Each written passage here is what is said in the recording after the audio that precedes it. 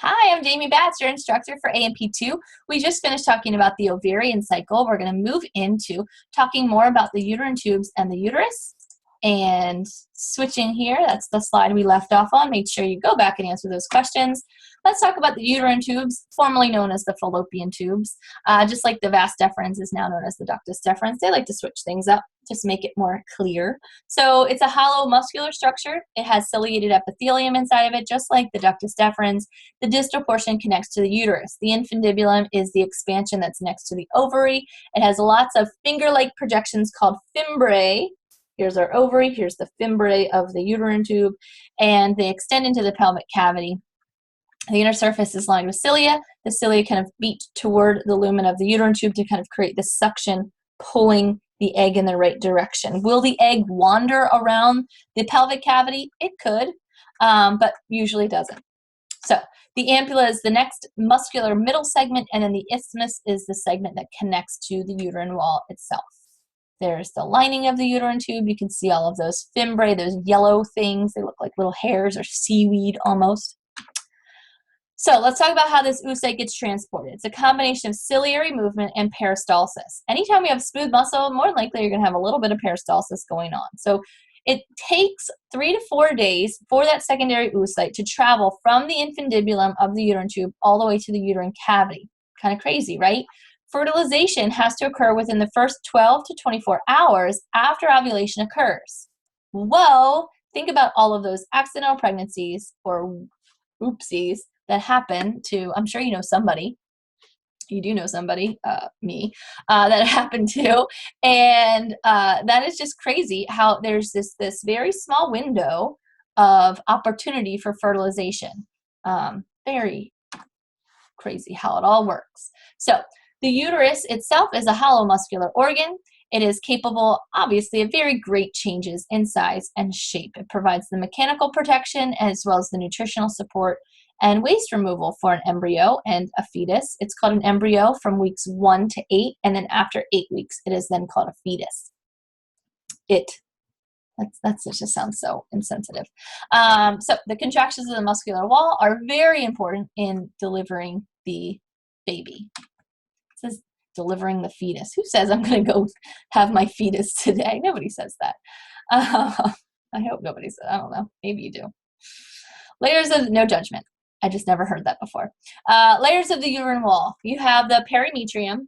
Anytime you see that prefix peri, we're talking about some type of surrounding. Remember the periosteum? Remember the pericardium, right? All of those things surround structures. Here are the perimetrium. This is the outer surface of the uterus. It is an incomplete serosal lining.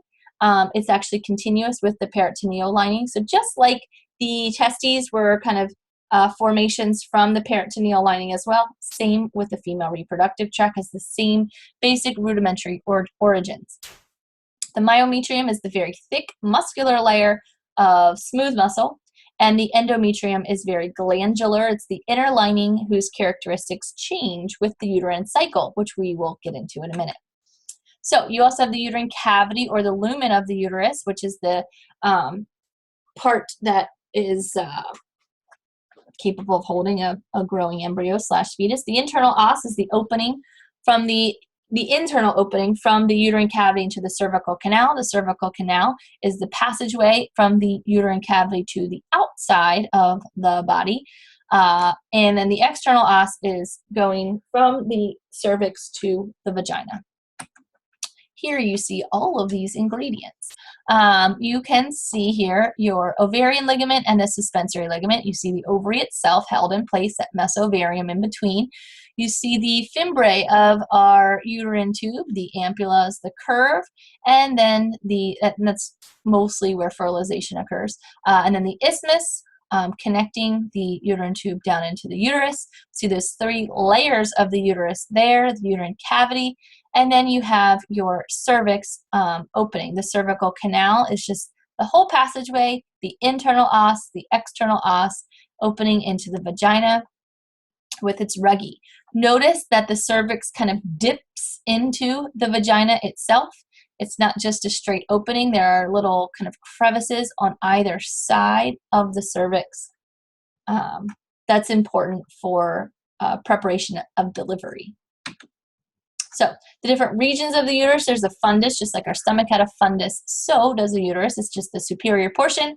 The body is the largest portion, and it ends at the internal os, and then the cervix has, as I mentioned, projects into the vagina. You can see all of those parts in this image. You can pause the video here, go back and review this section. We're going to keep going into female reproductive system by talking specifically about the uterine cycle. So here's something that is kind of awesome and interesting. The uterine cycle corresponds with the ovarian cycle. They're synced. They're synced together. So we'll see this. There's a nice graphic putting it all together, but just a little preview. So the uterine artery branches into arcuate arteries. Well, that sounds familiar, right? The arcuate arteries surround the entire endometrium. They form radial arteries, which supply the endometrium themselves. There are straight arteries, which supply the basilar zone, and then there are spiral arteries, which supply the functional zone. So the basilar zone and the functional zone are parts of the endometrium. The basilar zone is the deep endometrium. The functional zone is the superficial endometrium. Here you see them. Functional zone, basilar zone, myometrium. This whole purple area is the endometrium. You can see the straight arteries, the spiral arteries, all branching from those deeper radiate arteries, which branch from the arcuate arteries, which branch from the uterine artery, which branches from the, anyone know? Internal iliac. So, the uterine cycle or menstrual cycle. See? I knew you'd recognize it. This is the monthly change in that functional zone. So now we know where that functional zone is. This is the changes that occur to that functional zone. It's changing in response to sex hormone levels. It's about 28 days in length, but it can be as long as 35 or as short as 21, just depending on hormone fluctuations. The first cycle is known as menarche. It begins typically around 11 or 12 years old.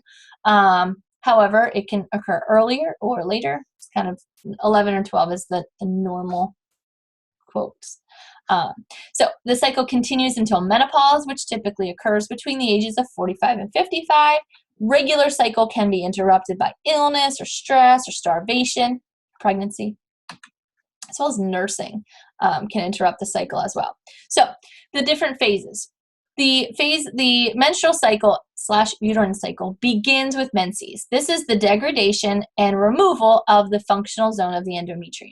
So this is caused when those spiral arteries constrict, reducing blood flow to the endometrium. This is going to cause those arterial walls to rupture, and then all of the blood and degenerating tissues enters the uterine lumen and are removed. It's this endometrial sloughing that occurs. It can last between 1 and 7 days. 1 day? I want to know who only has this for 1 day. Just saying. The process of the endometrial sloughing is menstruation, and this is marking the very beginning of the uterine cycle. Between 35 and 50 milliliters of blood are lost in the process, although obviously that's the normal range. It could be a little more or a little less. That's the average. Here you go. What we're doing is we're sloughing that functional layer or that most superficial layer of the, which is this kind of more clear layer in this image. So after the menses phase, and there's the proliferative phase. The proliferative phase is when the basal cells that are within the uterine glands themselves are going to start to divide and multiply and spread to replace the uterine epithelium. So now we're going to start to regrow what we just got rid of. It's stimulated and sustained by estrogens. Estrogens are secreted from the developing ovarian follicles. See how it's linked, right? The ovarian follicles are continuing to mature, and now they're undergoing meiosis 2, and then they're going to be suspended in meiosis and metaphase of meiosis 2, and they're going to release estrogens. Those estrogens are going to stimulate the inner uterine lining to grow. So this is going to build the functional zone, get several millimeters thick, and then the uterine glands are going to manufacture a glycogen-rich mucus. Glycogen is like a concentrated sugar, concentrated glucose. This is going to be metabolized by an early embryo. So this is going to fuel that mitosis in a growing embryo once it hits the uterine lining. So that glycogen-rich mucus is there as a preemptive breakfast for the embryo.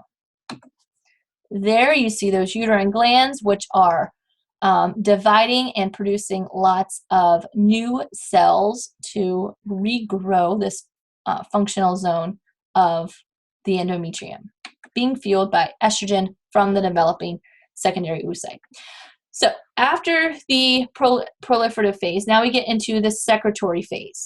So most people think secretory, you're automatically thinking menses, you're thinking menstruation. No, the secretory phase is referring to hormone secretion. So our uterine glands are continuing to enlarge at this point, and the arteries are enlarging as well. This is stimulated by progesterone and estrogens from the corpus luteum. So this is starting at ovulation, right? And this is going to last until menstruation, menses. So as soon as that secondary oocyte is released from the ovary, you're going to have this surge of progesterone. The progesterone that's being released from the corpus luteum back in the ovary is going to stimulate these uterine glands to enlarge. These enlarged uterine glands are going to secrete more glycoproteins. It's basically saying, hey guys, get ready, because in about a week we're going to have a nice embryo being implanted, right? It's all in preparation for fertilization, for implantation. There's that functional zone. Notice how big and thick it is during the secretory phase of the uterine cycle. Then when that oocyte comes down and it is not fertilized, guess what? Eventually that corpus luteum stops releasing the progesterone and everything gets wiped out in the process of menstruation again. So you can pause the video here, go back and review this section. We're going to keep moving through talking about the vagina, the elastic muscular tube. It extends from the cervix to what we call the vestibule, which is just the space, this internal space there. And it has a variable diameter. It's highly distendable and stretchable. Thank goodness, right? Got to pass a baby through there. Functions: passageway for menstrual fluids, receiving the penis during intercourse, and the lower portion, or really the last stop, of the birth process. So there is the vaginal canal, which is the internal passageway. There's non-characterized stratified squamous epithelium, same thing that's like in our cheeks, right, inside of our cheeks. The fornix, which is the indentations surrounding the cervix. Remember I said the cervix dips into the vagina, so those two little sides surrounding the cervix are the fornix, and then the ruggy are the folds to allow for increased area. The hymen is an elastic epithelial fold which can partially block the entrance to the vagina. It's frequently absent. It can be stretched or torn during intercourse with use of a tampon during heavy physical exercise, horseback riding, anything like that that would cause like a quote-unquote trauma to the pelvic region. There you see the fornix on either side of the cervix. You can see the ruggy vaginal canal, the vestibule, and where the hymen should be, that kind of thin membrane extending, kind of crossing over the vaginal canal. So then you have the vulva, which is the external genitalia. Vulva is the general term for all of it. It includes the vestibule, which is the space between the labia. There's the lesser vestibular glands, which secrete into the vestibular surface. It helps keep the area nice and moist. And then the greater vestibular glands, which are activated during sexual arousal to produce mucus for lubrication purposes, and has the same embryonic origins as the bulbourethral glands. So it's that same type of mucousy neutralizing secretion. There's also vestibular bulbs, which are erectile tissues on either side of the vaginal entrance, and they have the same embryonic origin as the corpus spongiosum, and then the mons pubis, which is the bulge of adipose tissue on the superficial side of the pubic symphysis.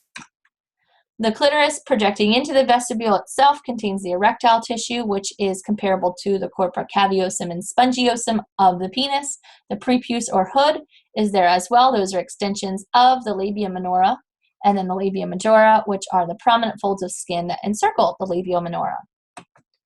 So, I don't know. As a female, I just don't like looking at this picture. Anyways, you can see the mons pubis, you can see the clitoris and the prepuce, you can see the urethral opening, the vaginal opening, the labia majora and minora, the inner folds there, and the location of the glands. You have your vestibular glands and the vestibular bulb. I think that's it. I'm switching it.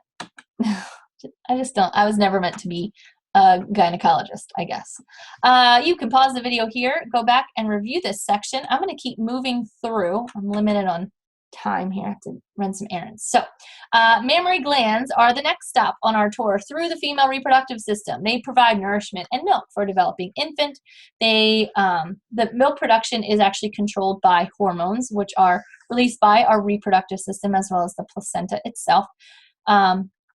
They're located over the pectoralis major muscle, and they're embedded in subcutaneous tissue called the pectoral fat pad deep to the skin. There are suspensory ligaments within the breasts, which are bands of connective tissue surrounding all of the ducts, and they form partitions to create lobes and lobules. There is also glandular tissue that's divided into lobes, and each lobe has several lobules, and the lobules are made of secretory alveoli. This will make more sense when you see the picture, how it's all put together. So those ducts from the lobules converge into a lactiferous duct. There's only one lactiferous duct per lobe. Each lactiferous duct expands and creates a lactiferous sinus. The lactiferous sinus is going to empty into or out of the nipple. So the nipple is the conical projection, right? And there's actually not just one hole on your nipple if you've never lactated before. So this would be all of the men and women who've never lactated. There are many holes on your nipple. So when you do lactate, you're not just going to have one squirter, so to speak. It's going to spray all over the place. Think of like those little spray bottles, and you can have it on mist or single stream. Your nipples are misters. So, and that's because of all the lactiferous sinuses, which are draining from all of the lactiferous ducts. Thank goodness, right? So your babies can get lots and lots of milk. So the areola is the grainy texture. It has sebaceous glands, which are deep to the surface to produce a special type of sweat similar to our armpits and pubic region. And that produces a scent that infants recognize and gravitate to. So, here are all of those parts. The white is the suspensory ligaments. Then you have all of the adipose tissue. Obviously, this is all on top of the pectoralis muscle. All of these little kind of like grape clusters, those are the secretory alveoli. The secretory alveoli are the glands themselves, which drain into the lactiferous ducts. The lactiferous ducts all drain into the lactiferous sinus. The lactiferous sinuses all open on the surface of the nipple. Notice they're divided into lobes, which are just, think of like the alveoli, right? They're all kind of clustered in a similar area. It almost looks like you could be looking at lung tissue in this example. The body finds a way that works and kind of duplicates it for multiple functions. You can pause the video here, go back and review this section. We have one last thing, I think, with the female reproductive system, and that is how all of this is regulated. Remember, I said the ovarian and uterine cycles are synced together, so they're controlled by cyclical changes in hormones. The two cycles have to operate together in order for reproduction to occur. So think of them as two gears, and if the gears aren't lined up, then it's just not going to work. So we have to take a look at the hormones and how the hormones play a role here. So the first is the release of GnRH, right? This is coming from the hypothalamus, same as in the male, causing production and release of FSH and LH. The follicular phase of the ovarian cycle is when FSH stimulates some of those secondary follicles to become tertiary follicles. As those follicles develop, the FSH levels are going to drop. That's because of inhibin, right? As FSH is secreted, your cells are then going to release inhibin to turn FSH off. So the developing follicles are then going to start secreting estrogens. Estrogens, there's different types. Estradiol is the type that is specifically released by these developing follicles. So low levels of estrogen are going to inhibit LH. If you inhibit LH, it's going to decrease estrogen levels, and therefore you're going to decrease your basal body temperature. So your body temperature actually drops as you have more estrogen being released. So then we go into the luteal phase. The luteal phase is now that we have very high estrogen levels and a low basal body temperature, GnRH is being released. Now we're going to stimulate LH to be released. A surge in LH happens around day 3. Notice that this is called luteinizing hormone. This is the luteal phase. And what are we creating in this phase? The corpus luteum. This is the phase of ovulation. Typically, about halfway through the cycle, ovulation occurs, the egg is released, corpus luteum is produced. The corpus luteum is produced in response to elevated estrogen levels, which stimulate luteinizing hormone to be released. So this meiosis 1 is done, the rupturing of the follicular wall, and that rupturing of that secondary oocyte into the uterine tube happens. That luteal phase begins after this ovulation has occurred, after this corpus luteum has occurred. So the corpus luteum is now secreting progesterone. Progesterone is going to sustain and stimulate the maturation of the endometrial lining, like we talked about before in that proliferative and secretory phase. This would be the secretory phase. The progesterone levels increase because of this corpus luteum, and estrogen levels are going to fall.